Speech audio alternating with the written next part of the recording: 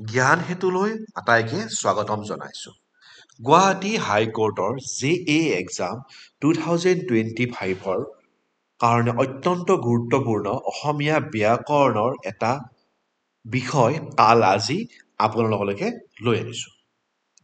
এতিয়া আমি কাল বা টেন্স কি হয় চাওঁ আহক। যি সময়ত ক্ৰিয়া সম্পাদন কৰা হয় সেই সময়ক কাল বোলে।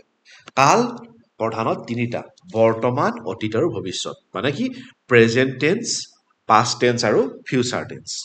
বৰ্তমান কাল চলিত সময়, স্বভাৱ, অভ্যাস আদিৰ নিত্যভাৱ বুজোৱাৰ ক্ৰিয়াৰ কালক বৰ্তমান কাল বোলে। বৰ্তমান কাল দুবিধ হয়: নিত্য বৰ্তমান আৰু স্বৰূপ বৰ্তমান। নিত্য বৰ্তমান কাল কি হয়? নিৰ্দেশক ইণ্ডিকেটিভ, অনুজ্ঞা ইম্পেৰেটিভ, সাম্ভাব্য কি হয়? ছাবজাংটিভ ৰূপে তিনিধৰণে ব্যৱহাৰ কৰা হয়। নিৰ্দেশক ৰূপে চাওঁ, সকলো পুৰুষ আৰু বচন ব্যৱহাৰ কৰা হয়। যেনে মই কৰোঁ, আমি কৰোঁ, তুমি কৰা, তোমালোকে কৰা, সি কৰে, সিহঁতে কৰে ইত্যাদি।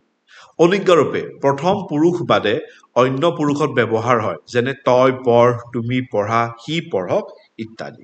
সাম্ভাব্য ৰূপে সকলো পুৰুষ আৰু বচনৰ ব্যৱহাৰ হয়। যেনে যদি মই কৰোঁ, যদি তুমি কৰা, যদি তেওঁ কৰে, যদি আমি কৰোঁ, যদি তোমালোকে কৰা, যদি তেওঁলোকে কৰে ইত্যাদি।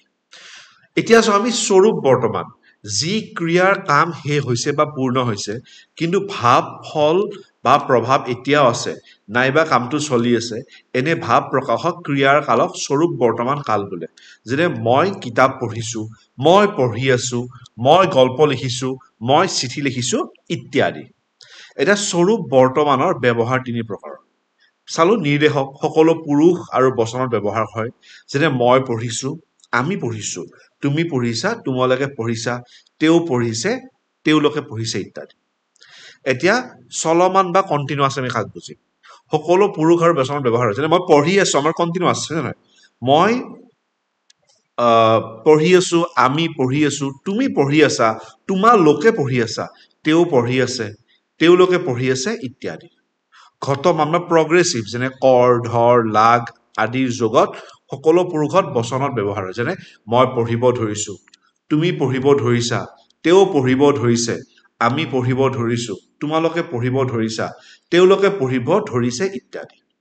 অতীতকাল যি ক্ৰিয়াৰ কাৰ্য অতীতত হৈ গ'ল, মানে কি পাষ্ট টেন্স, তাক অতীত বা ভূতকাল বোলে।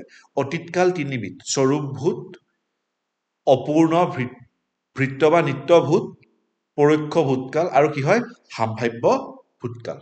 স্বৰূপ ভূতত কি থাকে? যি ক্ৰিয়াৰ কাৰ্য আগতে হৈ গ'ল, যেনে মই খালোঁ, আমি খালোঁ, তুমি খালা, তোমালোকে খালা, এইবিলাক কি কওঁ আমি? স্বৰূপ ভূতকাল বুলি। অপূৰ্ণ ভূত কি হ'ব? যি ক্ৰিয়াৰ কাৰ্য অতীতত হৈ যোৱা কোনো এটা কাৰ্যৰ আগত হোৱা বুজায়, তেনে ক্ৰিয়াৰ কালক অপূৰ্ণ ভূতকাল বোলে। এক্সাম্পল চাব এতিয়া, মই তেওঁ যাওঁতে মই ভাত খাইছিলোঁ, মই আহোঁতে সি কাম কৰিছিল ইত্যাদি। সেইদৰে মই লিখিছিলোঁ, তুমি লিখিছিলা, তেওঁলোকে লিখিছিল ইত্যাদি। চলমান অৰ্থত অপূৰ্ণ ভূতকাল, মই লিখি আছিলোঁ, তুমি লিখি আছিলা, তেওঁ লিখি আছিল ইত্যাদি। ঘটমান অৰ্থত অপূৰ্ণ ভূতকাল, মই লিখিব ধৰিছিলোঁ, তুমি লিখিব ধৰিছিলা, তেওঁ লিখিব ধৰিছিল ইত্যাদি। সাম্ভাব্য ভূতকাল, অতীতত কোনো কাৰ্যৰ সম্ভাৱনা আছিল, কিন্তু কাৰ্য নোহোৱাকৈ ক্ৰিয়া শেষ হ'ল, তেনে ক্ৰিয়াকালক সাম্ভাব্য ভূতকাল বোলে। যেনে মই কৰিলোহেঁতেন, তুমি কৰিলাহেঁতেন, তেওঁ কৰিলেহেঁতেন ইত্যাদি। ভৱিষ্যৎকাল, ভৱিষ্যতে কোনো কাৰ্য সম্পাদন কৰা হ'ব, এনে ভাৱ বুজোৱা ক্ৰিয়াৰ কালক ভৱিষ্যৎকাল বোলে। যেনে মই কিতাপ পঢ়িম, তুমি বল খেলিবা, তেওঁ ভাত খাব ইত্যাদি। সাধাৰণ নিৰ্দেশক ৰূপে ইণ্ডিকেটিভ হিচাপে চাম, আমি ঘৰলৈ যাম, তুমি সভালৈ আহিবা, তেওঁ স্কুললৈ যাব, ঠিক আছে। আৰু অনুজ্ঞা ৰূপে আদেশ, অনুৰোধ, উপদেশ, নিৰ্দেশ, প্ৰাৰ্থনা, প্ৰতিজ্ঞা, আশীৰ্বাদ আজি বুজোৱা অৰ্থত। তই আজিয়ে ঘৰলৈ যাবি, নিয়মিতভাৱে পঢ়া শুনা কৰিবা, ভগৱানে তোমাৰ মংগল কৰিব বা কৰক, মই পৰীক্ষাত পাছ কৰিমেই ইত্যাদি। ঘটমান বা প্ৰগ্ৰেছিভ অৰ্থত আমি গৈ থাকিম, তুমি আহি থাকিবা, তুমি কামটো কৰি যাবা, মই চাই থাকিম ইত্যাদি। তো এইখিনি আছিলে কি আমাৰ কাল, য'ত আমি আমাৰ ভৱিষ্যত, অতীত আৰু বৰ্তমান, এই আমি ইংৰাজীত আমি টেন্স বুলি কওঁ। তো আশা কৰোঁ আপোনালোকে আমাৰ ভিডিঅ'সমূহ ভাল পাই আছে। আমি এইদৰে সদায় নিত্য নতুন গুৰুত্বপূৰ্ণ বিষয়ৰ টপিকসমূহ আনি থাকিম আপোনালোকৰ ওচৰলৈকে।